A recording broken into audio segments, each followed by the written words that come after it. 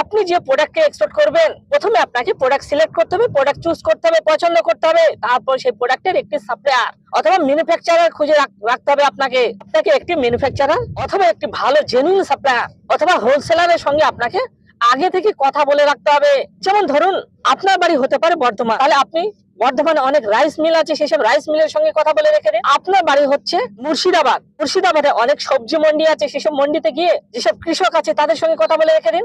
আপনার বাড়ি হতে পারে মেদিনীপুর বা হুগলি, অনেক পটেটো কোল্ড স্টোর আছে, মানে অনেক আলুর কোল্ড স্টোর আছে, সেসব কোল্ড স্টোরের সঙ্গে কথা বলে রেখে দিন। আপনার বাড়ি হতে পারে দীঘা সাইটে, বিভিন্ন মাছের হোলসেলার আছে, তাদের সঙ্গে কথা বলে রেখে দিন। আপনার বাড়ি হতে পারে কলকাতা, আপনি কলকাতায় বিভিন্ন ধরনের ফ্যাক্টরি আছে, সেই ফ্যাক্টরি গুলোর সঙ্গে কথা বলে রেখে দিন। এবার আপনি যে প্রোডাক্টকে এক্সপোর্ট করবেন, সেই প্রোডাক্টকে পছন্দ করে এই প্রোডাক্টের জেনুইন সাপ্লায়ারের সঙ্গে আপনি কথা বলে রেখে দিন। তারপরে আপনি নিজের বাড়িতে বসে বসে অনলাইনে বায়ার ফাইন্ডিং করুন। এই বায়ার ফাইন্ডিং এর 14টা গোপন ফর্মুলা আছে, সেই ফর্মুলা আমি আপনাদের শেখাবো। তারপরে এক্সপোর্টের যখন অর্ডার আসবে, সেই যে আপনার আগে থেকে ঠিক করা আছে জেনুইন সাপ্লায়ারের সঙ্গে মালটা কিনে ডাইরেক্ট সরাসরি এক্সপোর্ট করে দিন। এখানে আপনাকে মাল স্টক করে রাখতে হবে না।